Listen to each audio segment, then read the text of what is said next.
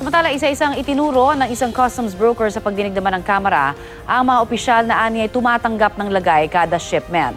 Sa parehong pagdinig, nagpaliwanag naman ng ilang basketballistang kinuha ng Bureau of Customs bilang consultant at intelligence officer. Balitang hatid ni Trisha Zafra. Sa pagdinig ng House Committee on Dangerous Drugs, idinetalya ni Customs Broker Mark Taguba kung kani-kanino napupunta ang nasa 27,000 pesos na tara kada shipment. Pinaghahati-hatian daw ito tuwing alas 3 ng hapon sa Customs sa tinaguriang 3 o'clock habit. Sa listahan ni Taguba, pinangalanan ang mga inaabutan umano ng tara sa ilang opisina ng Customs. Pero bukod sa mga nakalista, idinawit din ni Taguba ang hepe ng ilang opisina sa Customs. Teddy Rabal. Attorney Maronilla. Attorney Maronilla. Susunod. Director Estrella.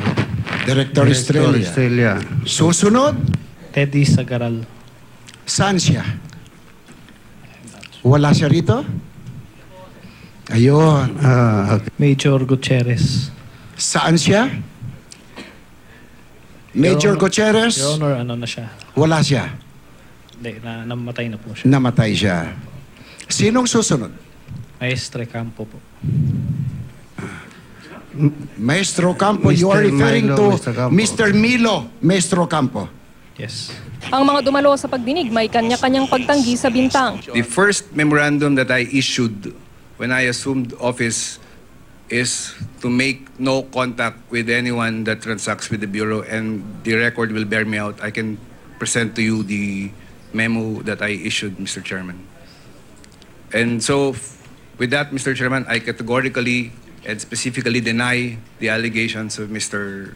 Mark Taguba. I have not or do not authorize anyone to collect anything for the office of the district collector.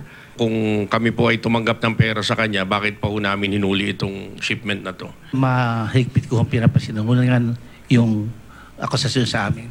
Ang masakit dito kung ginamit lang yung pangalan o di sira na rin equally. You can ask about my reputation, Your Honor, in the Bureau of Customs.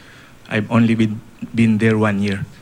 I can probably be a rebel, but I'm not a thief. Bukod sa mga nilista at itinuro ni Taguba, may nagngangalang Chris Bulastig daw na nangongolekta naman umano para kay Customs Commissioner Nicanor Faeldon. Wala sa pagdinig ni Faeldon na na-ospital daw dahil sa dental emergency. Nauna nang sinabi ni Taguba na hindi niya alam na may shabu sa dumating niyang shipment noong May 24. Humarap din sa pagdinig ang ilang basketballista.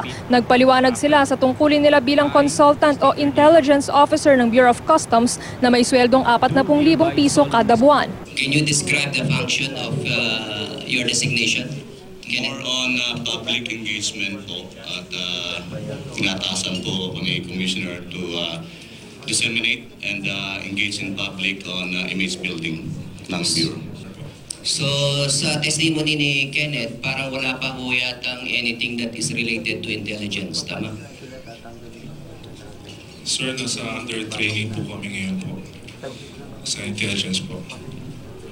So have you provided any intelligence information to the office so far?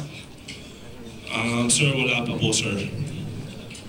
So, sir, matid lang po kami mga seminars pa lang po. Aminado ang Chief of Staff ni Faeldon na hindi nirenew ang kontrata ng mga atleta pero sumisweldo pa rin sila. Pwede rin daw makasuhan ng malversation ang mga atleta. Trisha Zafra, GMA News.